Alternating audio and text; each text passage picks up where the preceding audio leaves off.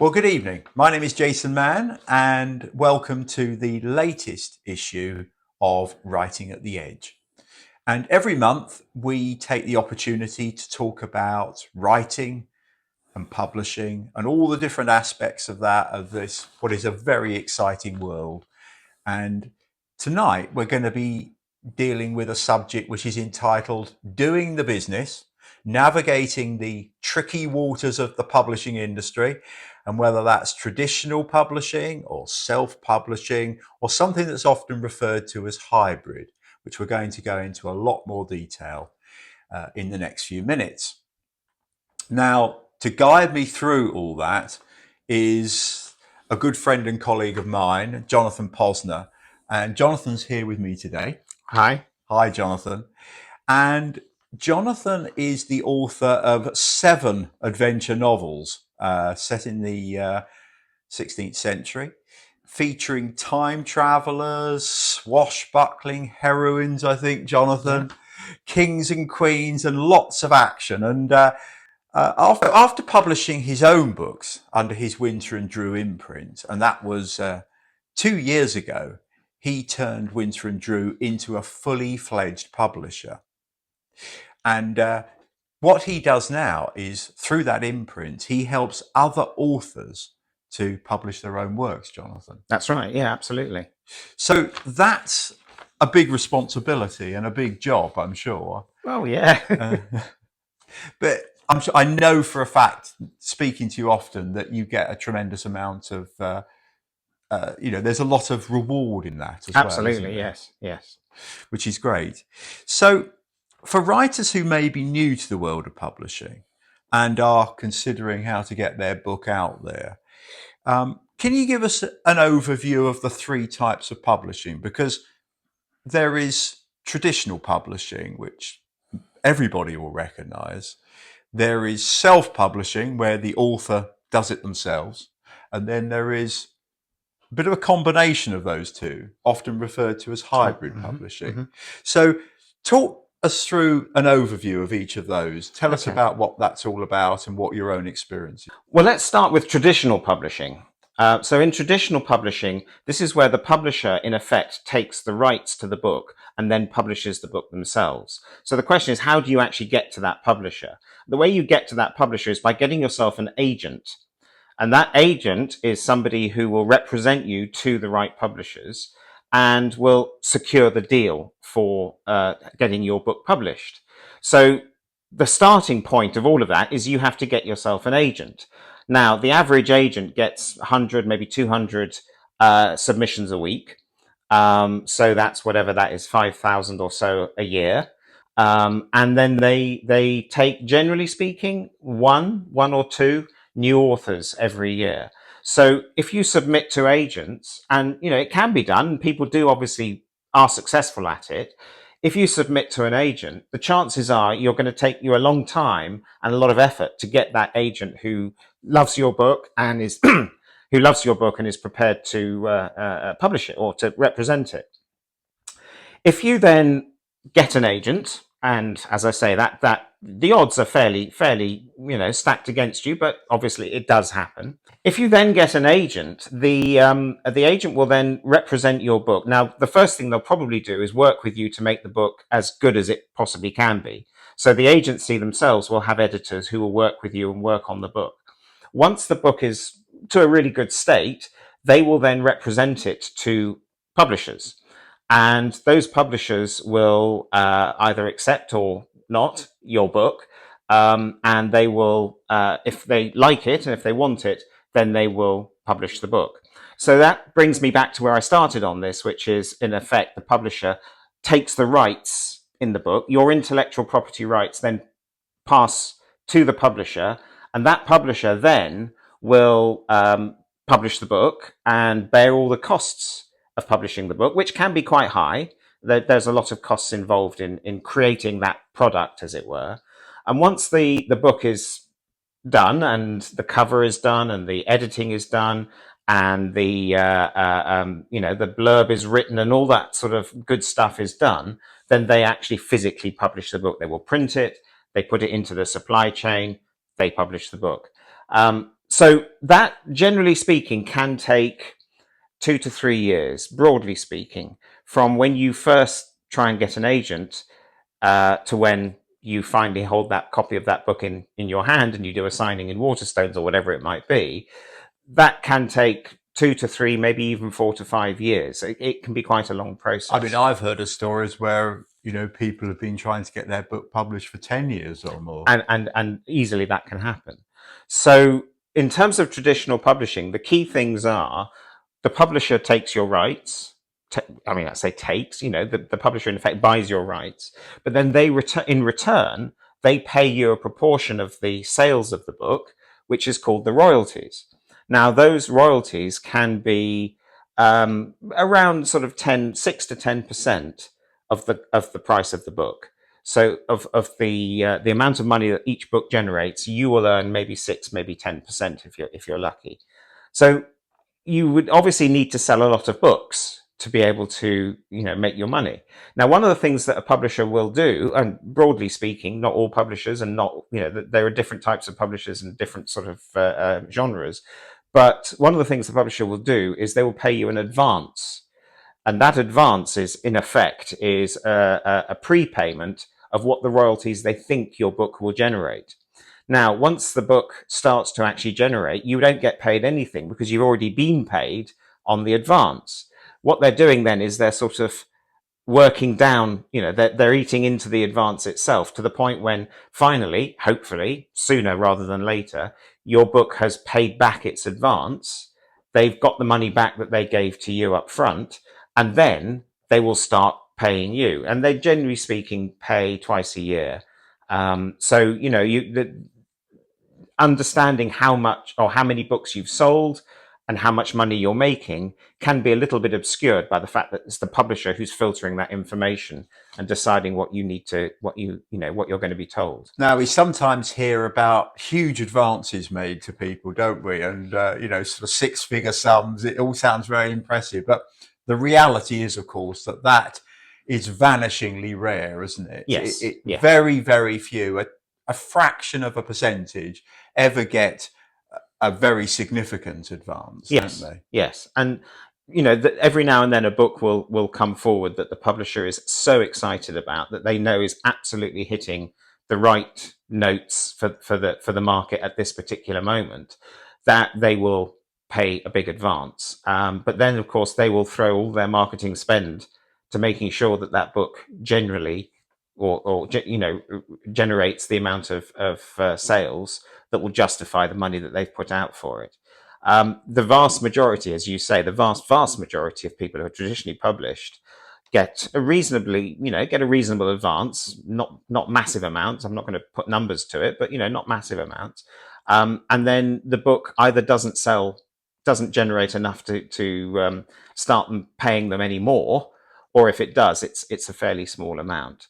And of course, the other thing about traditional publishing is once that book has sort of peaked on its sales, the publishing team have moved on to the next project.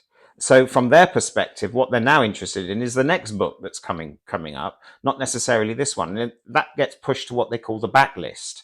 And once it's on the backlist, it doesn't really get any attention at all. So then it's up to you as the author to try and keep the sales going. And whether it's via your social media, whether it's by book signings, whether it's by just your own marketing initiatives, it's up to you to try and keep that momentum going.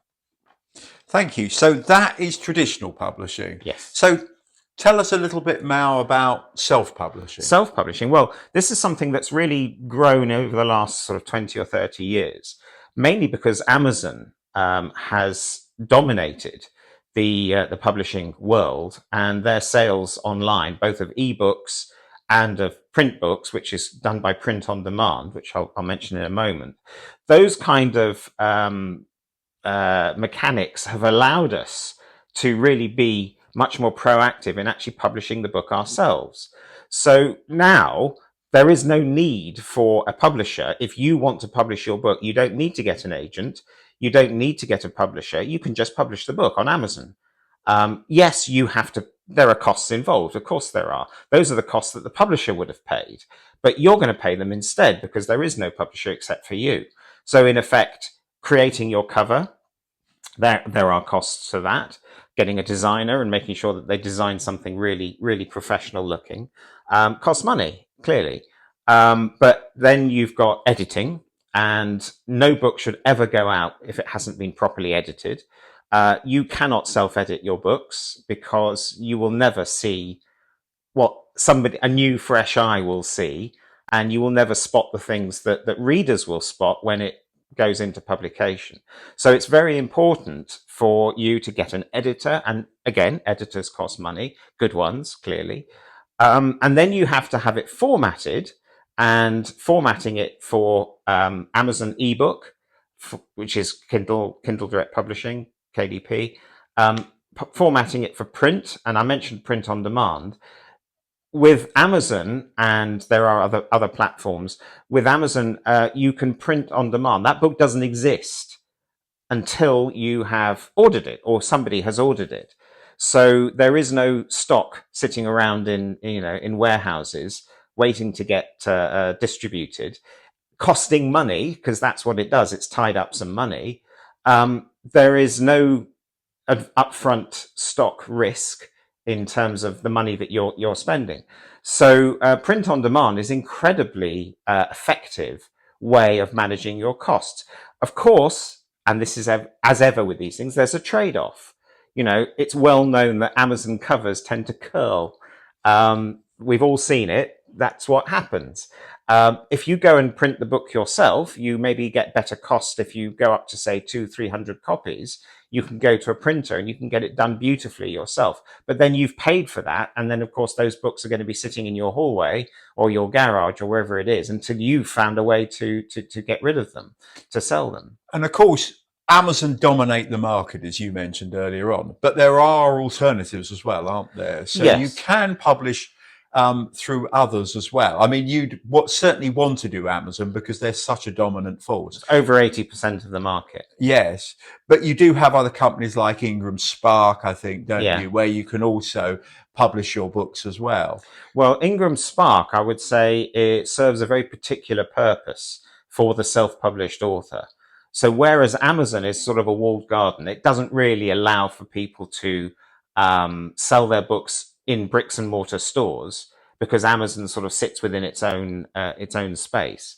If you want to sell into the retail trade, then you have to set up on Ingram Spark, which is sort of the way most people do it. Which means that you then have a slightly different print-on-demand version of your book. Once you've done that, you then have to make sure that it's set up through the whole supply chain correctly, which means putting it onto Nielsen and making sure that Nielsen's aware of it, because otherwise it won't sell anywhere. And then from Nielsen, you can get it onto Gardners, who are this is obviously UK, who are the main wholesaler in the UK. So any book that's on Gardners, if you go into a bookshop as a buyer, you can go in and you say, "Can I have a copy of this book, please?" They can then order it, and the order just goes back through to Ingram Spark. Ingram Spark prints it and sends it back to Gardners, and Gardners sends it out to the bookshop. So it is perfectly possible, if you go down that route as a self-published author, to have your books available. I wouldn't say on the shelf, but available through the bricks and mortar stores. And there will be some, maybe if you're a local author, your local branch of Waterstones, if you ask them very nicely, might decide to say, yes, we'll order some copies and we'll put them up on the shelf. So, those kind of things can be done. But you're absolutely right. It's not just Amazon, but it's still print on demand to have Ingram Spark. And then you're not laying out money to have copies of the book sitting around in your garage. You're only ever printing what you need or what's required. No, it's interesting. So that's self-publishing. Well, before we leave self-publishing, I just wanted to add a couple of things. One is that, of course, you have complete control.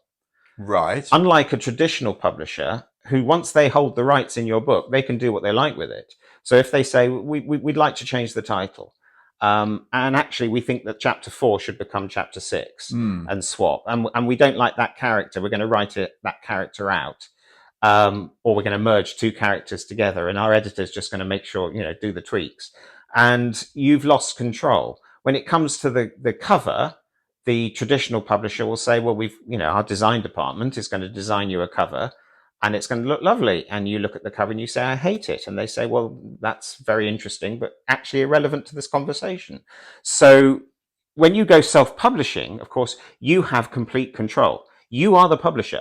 So yes, you're paying the money, but what you're doing is you are calling the shots creatively. So that book is completely your book and your vision and the way you want it. And if you hire an editor, if the editor comes back with lots of suggestions, you don't agree with them, you're within your rights to say, no, I'm actually not going to do that. This is the way it's going to be. Now, there may be, editorial issues around that, but essentially you have that complete control. So for somebody who wants to publish a book and wants it to be exactly the way they envisage that book, then self-publishing really does that very well. I suppose another aspect and benefit of the self-publishing, you alluded earlier on to the percentage that the author takes with traditional publishing. Absolutely. So what would be the equivalent royalty, say, for a self-published author? Well, when the numbers come in, it's broadly speaking on an ebook from Amazon, it's about 65%. Right. If you sold one for £5 on Amazon, you would make about sort of £3.20, something like that. So print book, you generally make around 40%. So again, if you sold a print book for £10, you're going to make £4. So there's a lot more money to be made on every sale. And the other thing with Amazon is that Amazon gives you a dashboard, so you can see every sale the moment it happens. And if you want to just check it once a week, you'll see your sales for that week. If you go to a traditional publisher, as I say, the chances are you probably won't get any indication of how many books you've actually sold. You may never know. It's quite incredible, isn't it? The material that Amazon gives you in terms of your sales. I mean, literally, you can see the sales as they are almost happening, can't you? Yeah. During the day. So the number, if you've got it on Kindle you look at yours quite a lot as well, do you? Yes. So, I mean, from my own experience, so for example, Kindle Unlimited, where you're being paid a fraction of a penny for each page read. I mean, you can literally see hour by hour how that's going up, can't you? Yeah. It's a very sophisticated and clever service. And I think it's compelling as well, because literally, if somebody's reading your book, you know that there's somebody out there who's reading your book, and you're seeing the progress that they're making, literally in pennies as it's going up. I mean, it's a very compelling piece of information. And it also says very broadly where those customers are coming from. So I was very pleased once when I saw that 2 copies of one of my books have been bought in Japan. Yeah. So yeah. It really is a worldwide service. It is. I mean, I'm getting Canada, Australia, Holland, Germany, people are buying the books in all of those markets. So yes, it's very compelling. So you get that information immediately. So that's self-publishing. Now let's move to the third option, which is hybrid publishing. Yes. Now you're on record as saying you feel that this is the best of both worlds. Absolutely. So tell us why you think that and what it's all about. Well, hybrid publishing is one of those terms which means a lot of different things to a lot of different people. There are people out there who think that hybrid publishing is basically vanity. And all you're doing is paying somebody to publish your book, and they have no care about the quality and so on. I totally disagree with that. In my view, that is vanity publishing. Hybrid is something completely different. Hybrid is where you take literally the best of both worlds. So if you have a publisher, and that publisher allows you to keep your rights but still publishes your book, then what they're doing in effect is saying you have creative control, but we're going to publish the book. So it becomes a joint venture, which is sort of why the hybrid seems to work as a descriptor. It's a joint venture between the author and the publisher. We're going to work together, but you still have, as the author, you have creative control. You have sign off on every creative decision that's made. Now, what does that mean for the publisher?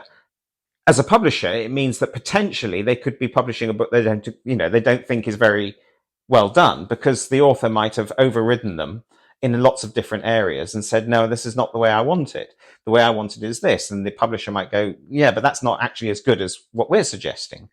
In that situation, you might have a situation where, the publisher is basically putting a book out they don't think is as good as it could be. And it's their imprint on the back of the book, and it's there on the front matter saying published by. So in that respect, a good hybrid publisher, should be selective. They should only take the books that they think, and the authors that they can work with, that they think will be reflecting well on their imprint. So as a publisher, you would always want to make sure that you're only accepting work and you're prepared to reject work that you don't particularly, that you don't think is good enough. As a vanity publisher, they generally will just take anybody's money, publish the book, warts and all, as it were, and they're not that bothered about the. I'm speaking very broadly, and no wish to upset any particular publisher, but essentially, as a vanity publisher, if all they do is simply take your money and publish the book, I don't think that they're doing a good enough quality control process. Whereas as a hybrid publisher, it would be absolutely critical to make sure that that book is as well published as possible. So going back to best of both worlds, what we're saying here is that yes, you keep control, just like you would if you self-published, and also just like you would if you self-published, you keep the vast majority of the royalties as well. So that's 65% royalty. As a hybrid publisher, and obviously I'm talking from my own experience with Winter and Drew, we take a small commission on every royalty that goes through. We collect the royalties because we are the publisher, and then we pay them to the author. But we take a small commission, and the reason we do that is then we've got skin in the game. As far as we're concerned, we make a little bit of income from the sale of every book. So from our perspective, it makes it much, much more of a joint venture between the author and the publisher to make sure that that book is successful, and to do everything that on both sides that can be done to ensure the best success of that book. So, very clearly, what you're saying, Jonathan, is a good hybrid publisher has a reputation to maintain. Yes. And therefore, they've got to ensure that the sort of things that they are publishing under their name are of a certain quality. Yes. So that's very important. I suppose the other aspect of that is if it's a hybrid publisher that's had previous success, there are people, when your book is published through that, you get the benefit of often, I guess, it appearing on their website, for example. Absolutely. And there will be people who follow that website. So there's some element of marketing involved, isn't there, without actually spending any money on sort of advertising or something like that. And it would be around the fact that you're associated with an organization which already has a following. That's right. And I think you raise a very good point there, which is that you have the credibility of a publisher's imprint on your book, which if you self-published without your own imprint, the chances are you won't have that. The other alternative, of course, with self-publishing, and it's the sort of default option that people who go to if they don't know any different, is they just accept the ISBN, which is like the sort of the registration mark of every book. It is an ISBN number, and they accept that from Amazon because they say, well, there you go, I don't have to go and buy one, because you go and buy them, it costs you 170 quid, I think, if I remember rightly, because you have to buy 10 minimum, and then you have to, you've got your own ISBN. But if you just accept the Amazon ISBN, the difference is that Amazon then becomes in effect the publisher because it's their ISBN. So if you go with a hybrid publisher who will supply an ISBN for you, then you don't have that issue. It's very clear who the publisher is, and it's not Amazon. So just to be clear on ISBN, because I suspect there'll be some people listening to this who probably haven't really considered ISBNs before. They're very much something that, as you say, I think they're issued by Nielsen in the UK, which is the company you mentioned earlier on, aren't they? And that's where you get them from. So if you can publish a book just purely through Amazon, nobody else, and use an equivalent that they provide at no cost, but the ISBN that you're talking about there, first of all, it allows you to, your own publishing really, to have to have that to be recorded as the publisher, your own, whether it's yourself as the publisher or if you have a hybrid publisher. But I suppose the other aspect to it also is that it allows the books to be sold more widely, doesn't it? In Well, places that it wouldn't be if you got the one just from Amazon. that's right. That's exactly right. So you couldn't go to Ingram Spark to go through that whole thing I talked about earlier about the going into the supply chain for bricks and mortar stores. You couldn't do that with an Amazon ISBN No. because they don't accept Amazon as publisher. So you have got certain restrictions if you do that. And I think to a certain extent, there's a way that any reader can see that it looks self-published if it's not done properly. I was looking at a book the other day and I just thought it looks, everything about this book says self-published. Now, there are some readers who like that sort of thing, and it's not a problem, especially if you're selling to friends and family. But if you want to sell more widely, your book has to look professional. I suppose that's picking up what you've just touched on there, something about whether you're choosing one of whichever of the three options. One of the things I suppose to bear in mind is what are your objectives as an author. There will be people out there who really just want to produce a few books, perhaps for relatives and things like that. There'll be people who want to see it sold more widely. So I suppose that's a very important consideration. Apart from the sort of the royalties and things like that, there is that aspect of, I think every author probably, would you agree, needs to say to themselves, what is my objective with this book? Absolutely. And I think that really is such a key point in deciding what's the best place for you, really. Yeah, and I think you raise a very good point, because as an author, if all you want to do is, hold that book in your hand and say, here's the book I have written, and give copies to friends and family at Christmas, then that's perfectly valid, absolutely valid. And I would suggest that the best way to do that is to self-publish, do it with an Amazon ISBN, and print off on demand a few copies, and there you have it. That in itself is a perfectly valid way for an author to progress. But if somebody sees themselves as having more of an author career, even if it's a sideline, as a hobby career, then they're going to write more books, and those books may be in a series. They want to become a lot more professional at what they do. Like any hobby, you do it as to the best of your ability, and every hobby costs money. So, if you're going to go and play golf, you've got to go out and buy golf clubs, and they cost a lot of money. You're going to have to go and join a golf club, and that costs a lot of money. So hobbies cost money. That is the way it is. In this instance, if you want to publish a book and publish maybe the first of a series and be, committed to being an author, and maybe one day living the dream and giving up the day job and becoming a full-time author, which many, many, many authors, myself included, had as their dream. And if you're watching this from the companies I've worked for, I apologize. There are opportunities to make your living, or to even just have a comfortable retirement, or whatever it is that you want to do as an author, but then do it properly. Do it with somebody, and a hybrid publisher, in my view, like going back to what you were saying about the best of both worlds, a hybrid publisher is on your team. They support you through the process. So as a self-published author, you may make mistakes. You may not know how best to do something. And I'm going to hold my hand up. There you are. I made a lot of mistakes to start with, but over the time of publishing, and each book I've published, I've learned a lot more, and I've corrected those mistakes, and I don't make the same ones anymore. So in that respect, you learn an awful lot. But if you want to start out in your first go, then having a hybrid publisher on your team is a really good way to do it. You're probably going to end up spending the same kind of money. You may even, and I'm going to go out on a limb here, but you may even end up spending slightly less, simply because you may not make a mistake that means you have to re-spend some money.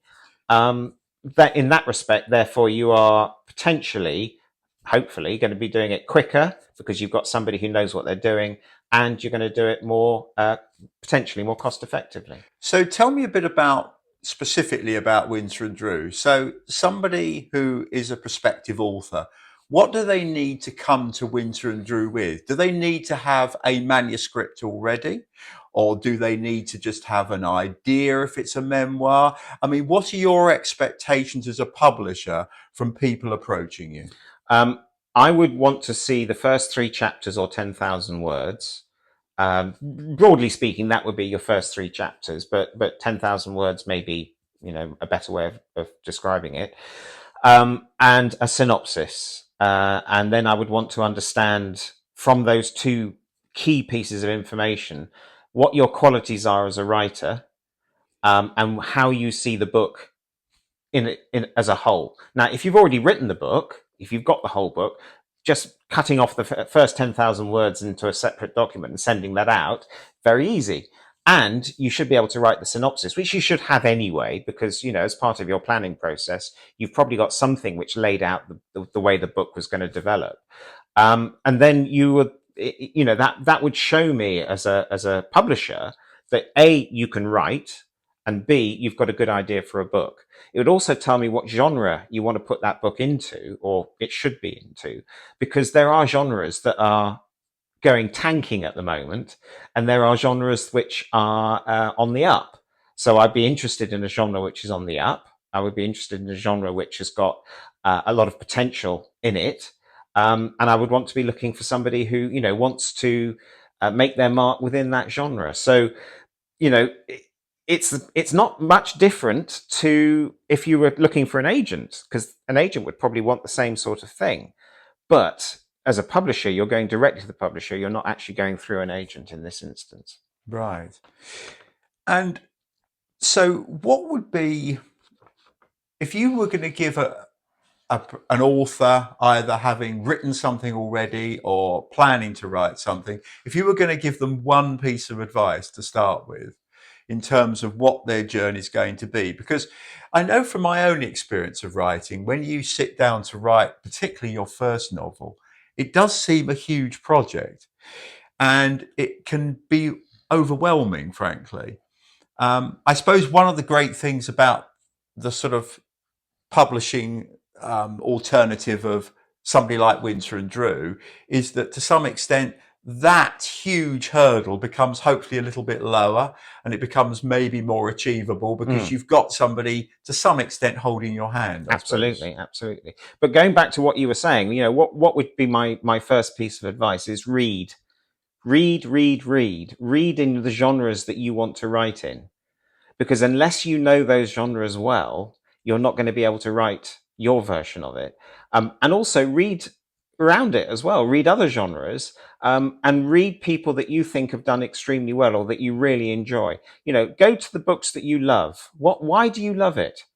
What is it about that book that has consistently made you want to go back and read it again? Or if you're like me, I reread books I've read ever since I was a child. And so, what is it about those books that really captures you? Look at the way that they've written them. Look at the style. Look at the sort of language that they use, and start to really ask yourself, what is it about that works for me? And then that's the kind of book that I want to write. So I would certainly do that. I would then say, I obviously would say this, wouldn't I? Go to Writing at the Edge. We've got a wealth of material on our YouTube channel. And everything from how to write a good sex scene to how to create characters. We've got a lot of information there on our YouTube channel. And by all means, go to some webinars. Go to some writing classes. There are some great writers, people doing writing classes, and particularly we're in the South Devon area. Raw Writing and Extra Writers. There's some great writing groups out there. Try and go and join. Do a couple of courses. Learn your craft. And there's a lot of sort of literary festivals which have sprung up in recent years, aren't there? Yeah. And most people, I think, will find that they've got a literary festival, at least one, probably a lot more, very close to them, very easy to get to. You get lots of, my own experience of those is you get lots of very interesting discussions. you, in some of them, you even get the opportunity, don't you, to have one-to-one with agents and all sorts of things like that as well. So, I mean, they can, and of course, it gives you an opportunity to meet other fellow writers. And I Absolutely. always feel that is one of the big pluses, actually, Yeah. of an event like that. I would also say the other thing is join a critique group. Um, a critique group is a group that meets maybe once a month, and they share the latest elements of their writing, the latest chapters that they're writing, and the rest of the group will read it and give you a critique on it. And my critique group can be harsh but fair, I would say. And there are times when they've come up with things that have made me go, "Oh, I never thought of that." And there was me thinking that scene was absolutely zinging, and they've said, "No, but had you not thought about this?" And then I go, "Oh, yeah, okay, you're right." I suppose, really, you alluded to this early in the interview, but we're really at a very exciting time for authors, aren't we? Because there's a freedom for authors in a way that not many years ago just wasn't available. It was Yeah, much more of a closed shop. But now there are these opportunities of all different types of methods of publishing, and people can get books out in a way that frankly would have just been impossible even 30 years ago. absolutely. But I would come back to the quality issue. We can all publish a book. We could all write a book and we can all publish a book. That doesn't make it a good book. And I do remember when I first started going onto Amazon, first got my account on as a reader, as a buyer, I went onto Amazon and I started looking at the books that were on there. And I was amazed that there were books that I thought, oh gosh, that looks really fantastic. I'm a great fan of a particular series of historical novels, but the author has sadly died. And then I saw there's a whole load of new novels in that series, spin-off novels. So what I hadn't realized in my naivety at the time, and we're going back quite a few years now, is that these are all just fan fictions, self-published. So I downloaded them and thought I'd done extremely well, started reading. I thought, this is awful. This is dreadful. I can't actually read this. And so, it was an eye opener for me that we do have this fantastic, as you say, we have this fantastic opportunity for people to publish their books now, which we never had 30 odd years ago, because an agent was a gatekeeper. And actually, that's one of the things we didn't mention earlier on, is agents are a very, very effective gatekeeper. And because they get so many submissions, they tend to reject good work. So your book might be brilliant, but an agent will still reject it because they might have 50 other books that are higher up in the pile that are slightly better. Yeah, I think that's a really good point because agents, because they get flooded with so many approaches, they're often even, there are so many cases where great books have been rejected Mm. by agents and publishers as well, and then have gone on to become world bestsellers. So, what you've often got is a situation where it's not necessarily your book that's always being judged, it's whether an agent, if you take that example, is actually looking for, if it's not in a genre or a niche that agent is looking for, they'll reject it, even though it could be brilliantly written. Yeah, exactly that. And so as an author, one of your options might be to spend maybe a year or 6 months, depending on how long you want to give it, trying to get an agent. And then at the end of that period, if you haven't got one, you still have the self-publishing or the hybrid publishing options. Yes. So, if people want to know more, for example, about the Winter and Drew option, how would they do that, Jonathan? Well, the best way is to go to the website, which is winteranddrew.com. So it's ANDDREW, two Ds, winteranddrew.com. Winter and Drew, by the way, Bill Winter taught me history and Stephen Drew taught me English. That's where it comes from. So it's winteranddrew.com and it's all there. You've got a lot of information. And then you can submit through the website. It sounds like a really interesting option. Thank you. And thanks for talking to me today for our latest edition of Writing at the Edge. And we will be back next month with another completely different topic, won't Yes, we will. And go to our website, our website? No, go to our Substack, and there are articles on Substack telling you what the next event will be. I can tell you that our next one for August will be a book review. So we're each going to review 2 books, one fiction, one non-fiction, and we'll have a general discussion of the books that we're reviewing. It's a bit like a book show, which will be the August webinar. And if people want to look back on old interviews with Writing at the Edge, of course, they can just search on YouTube, can't they, and find those? Yeah. So go to YouTube, put in Writing at the Edge. That's Writing at the Edge. And there is all of our videos come up. Yeah, things like, as you were saying earlier, things like creating great characters, which is always part of the challenge of a fictional story, isn't it? We did one on creating dialogue.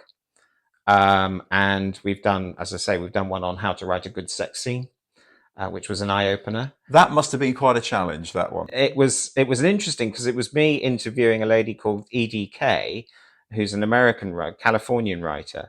And I hold my hand up, and I'm genuinely proud that we did a sort of a 45, 50-minute discussion, and we stayed on just the right side of the line. Congratulations, well done. I think we did. I mean, yes. People may choose to differ, but no, I think we did. Okay, well, thanks for joining us today. Well, thank you very much for asking, yeah. And this is Writing at the Edge, and we look forward to seeing you in the future as well.